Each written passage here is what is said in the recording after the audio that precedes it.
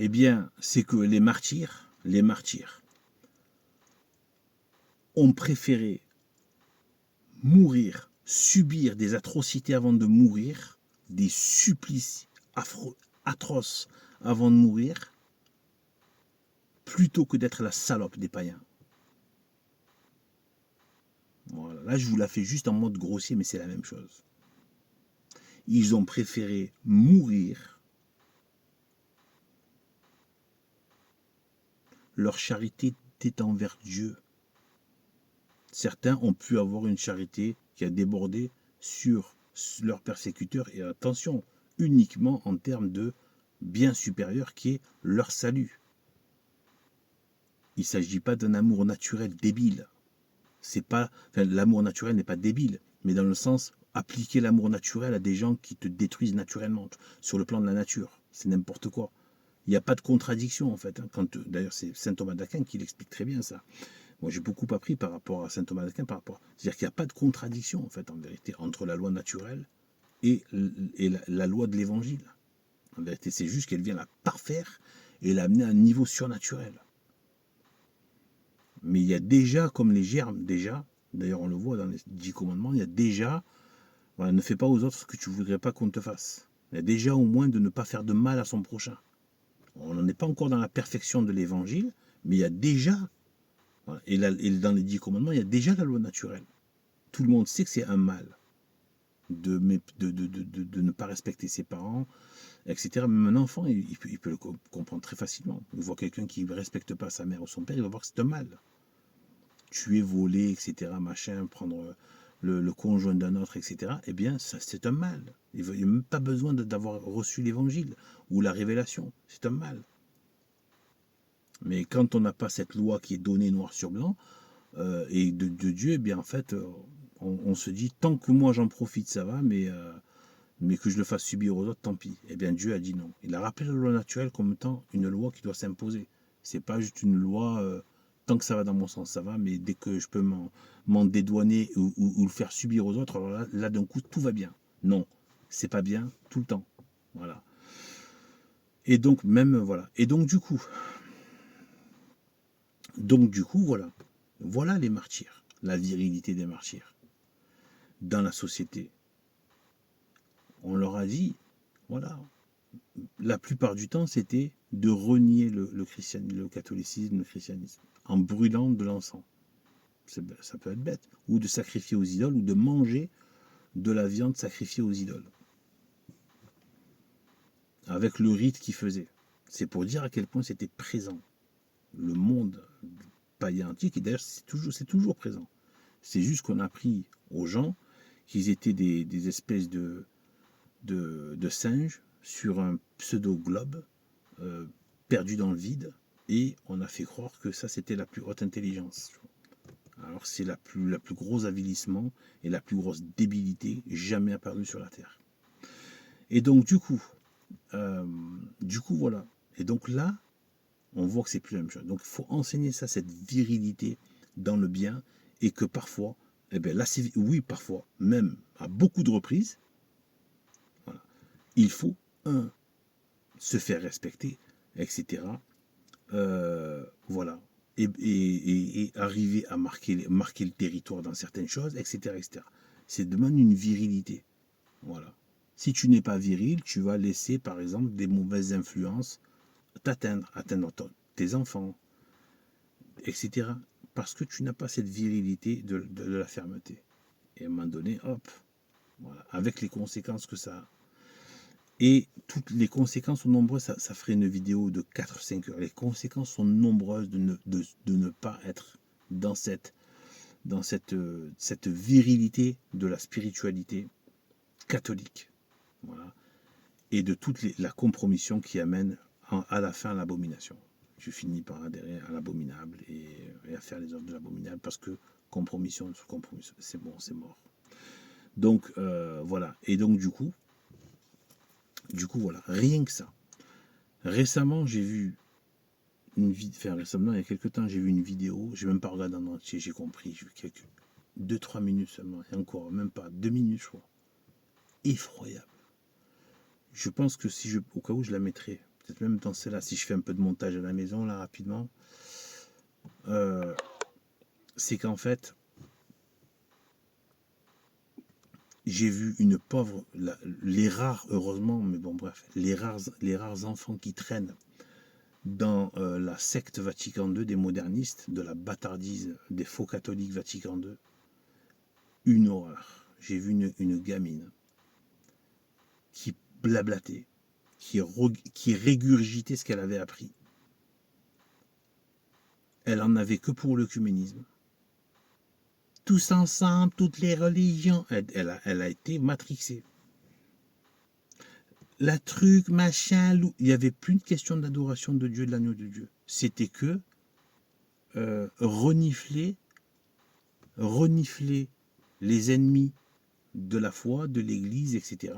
Les renifler, faire copain avec eux dans l'église, soi-disant, lorsqu'ils appellent l'église, quoi. Faire copain avec eux et faire société avec eux, et que tout ça, c'était machin, ouais, machin, la paix, le truc. Elle était en train de... J'ai vu ça, j'ai dit non. Non. Surtout quand toi, tu sais ce que les talmudistes mijotent et préparent pour sa petite gueule. Je dirais pour elle, parce que je la considère encore comme une sœur catholique, pour sa petite bouille. Mais qui dans ces conditions-là, va à la perversion, la pauvre. Pour sa petite bouille. Ceux qui sont en train de prévoir pour elle. Mijoter. Le père Hamel, ça vous rappelle des choses? Les gens égorgés à Nice, ça vous rappelle des choses? Le prêtre récemment lapidé et tous les massacres. Si vous saviez. Et encore, c'est parce que vous n'avez pas idée. Vous n'avez pas idée. Ne blablatez pas les autres. Fermez tous vos gueules. Je viens de là. Je sais le poison qu'ils maudissent tous les jours en eux-mêmes. Enfin, le maudit qu'ils mijotent en eux-mêmes. H24, en vous donnant l'apparence qu'ils ne sont pas là-dedans. Parce qu'ils gagnent du terrain comme ça. Je les connais de l'intérieur. Vous n'avez pas idée. Si vous croyez que tout ça éclate et vient de nulle part, non, ça ne vient pas de nulle part. Il faut un sacré terreau dégueulasse pour que des choses comme ça apparaissent dans la société. Un terreau vraiment, vraiment malsain.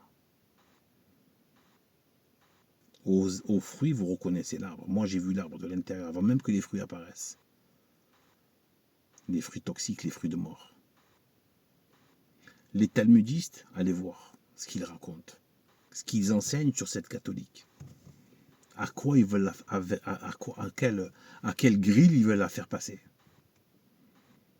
Et l'autre, elle est là, à cause des sales modernistes de merde qui lui ont mis ça dans la tête. Ah, tous ensemble en chariot.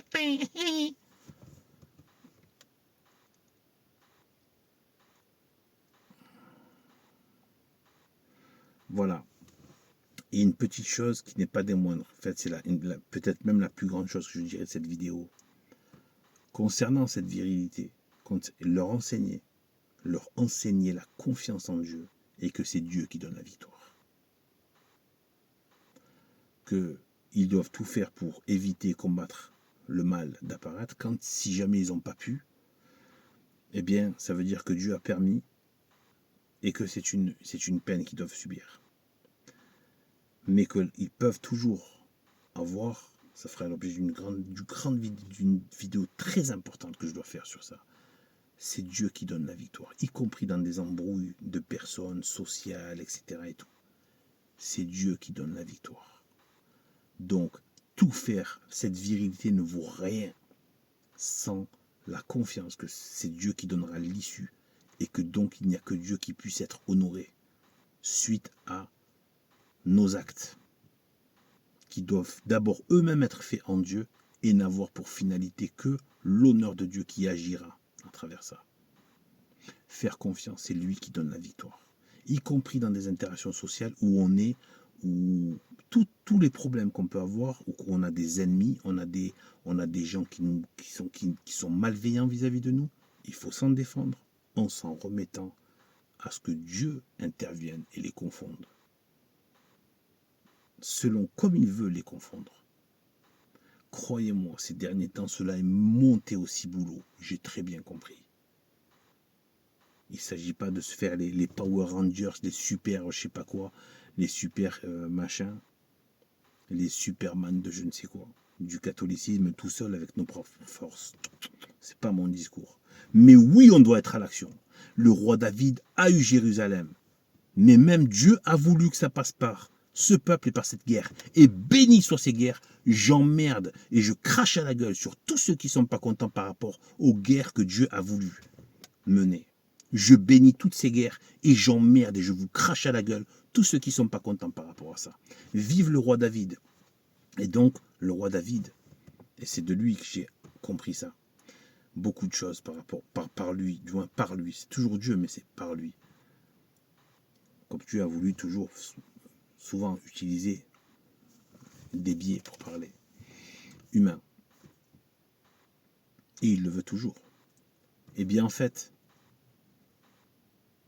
vive.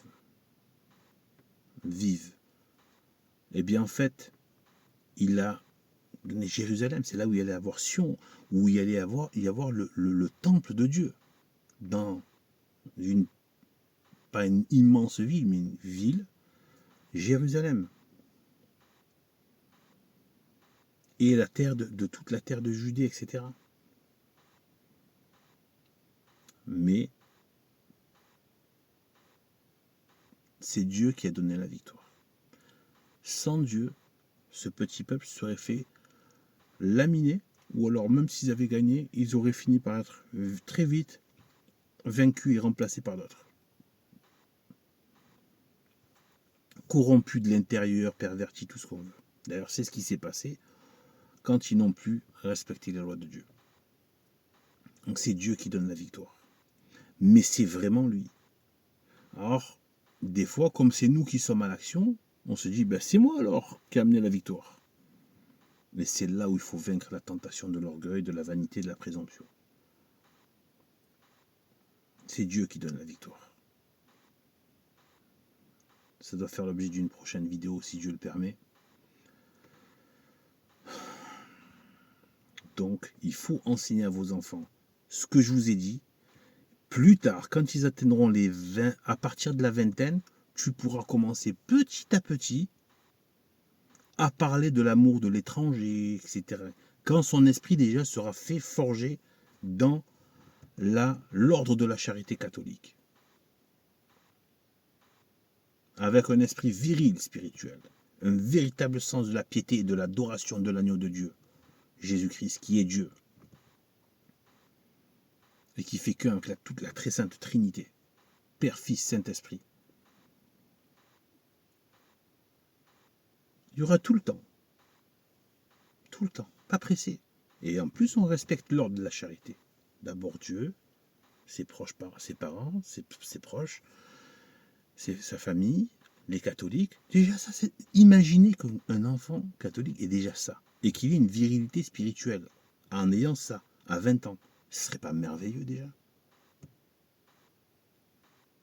Ce serait pas déjà merveilleux qu'il se donne un rapport catholique à Dieu, à ses parents, aux enfants autour et aux catholiques autour? C'est merveilleux. Non, les autres, ils veulent les envoyer, ils veulent, vous savez. Voilà. Et donc, après, avec l'enseignement, le développement de l'intelligence, ils pourront comprendre d'autres niveaux de compréhension. Et là, ils entreront dans l'autre niveau de la charité. Peut-être à partir de, entre 22, 23, 25, commence à lui inoculer. Et même là, attention, ce sera toujours selon un ordre. Et pas la charité naturelle. La charité est surnaturelle. C'est pas de la charité naturelle. Voilà. Il y a la charité naturelle qui est dans la loi qui est instaurée dans la nature. Mais quand on passe à l'amour de ce qui nous est étranger, voire ce qui nous persécute, là, ça devient surnaturel. Et donc, si tu ne la demandes pas, tu ne l'as pas. Si tu crois que tu peux être charitable par toi-même, tu es un péteux mondain de clavier de merde qui passe son temps à faire des trucs, mais jamais et qui veut se faire passer lui pour comment dire, le chantre, mais à la fois l'icône de la charité. Non, tu es juste un péteux mondain de clavier qui déblatère de la crasse en utilisant le domaine de la charité pour te mousser ton ego de merde. C'est ça la réalité. C'est ça la réalité. Parce que si tu avais la vérité, pourquoi je peux savoir que tu n'es pas comme ça? C'est parce qu'en fait, tu dirais qu'il faut demander la grâce de la charité. Là, je pourrais t'écouter. Si tu disais qu'il faut demander, c'est surnaturel. Non, là, ils font comme si c'était quelque chose qui était... voilà. C'est exactement ce que fait le Vatican le modernisme. Ils sont dans une sorte de pseudo-charité naturelle. Il n'y a plus la charité surnaturelle. Ils ne parlent même plus du salut des âmes, quoi. Enfin, ils n'en ont jamais parlé, en fait.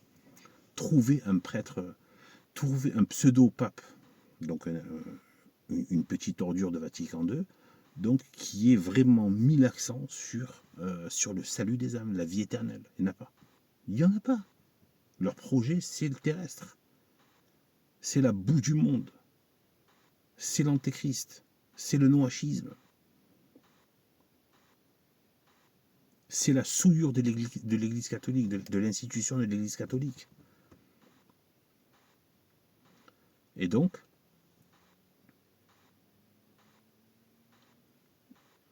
voilà.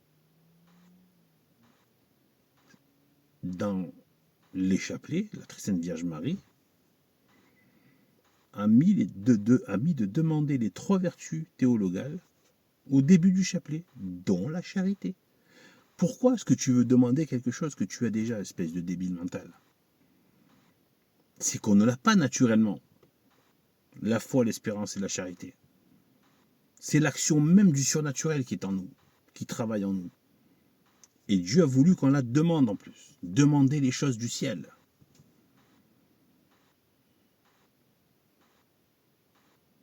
Donc ce sont des gros petits hypocrites et présomptueux de merde, ceux qui passent leur temps en train de déblater, donc comme les gauchias, comme la gauchiasserie qui se fait passer pour charitable, etc., etc.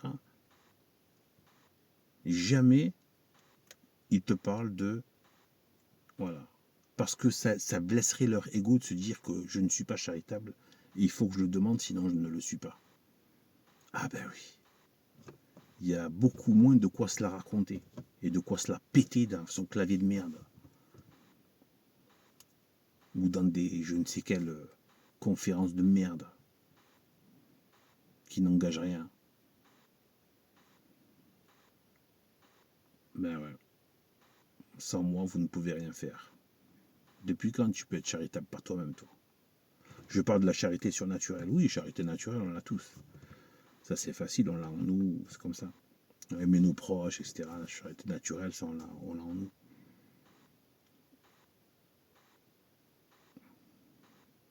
Pourquoi ça n'apparaît jamais dans leur chiure de commentaires de merde sur la chariaté? Parce que c'est une vanité, c'est un orgueil qu'il y a derrière, c'est tout.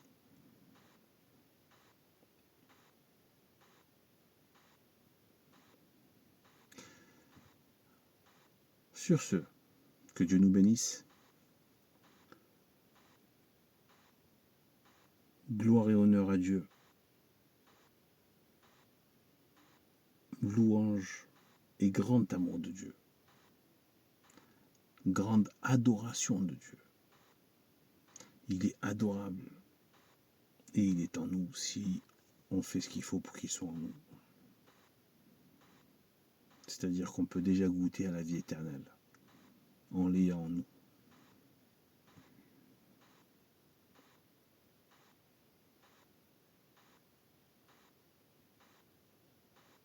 Gloire et honneur à la très sainte Vierge Marie.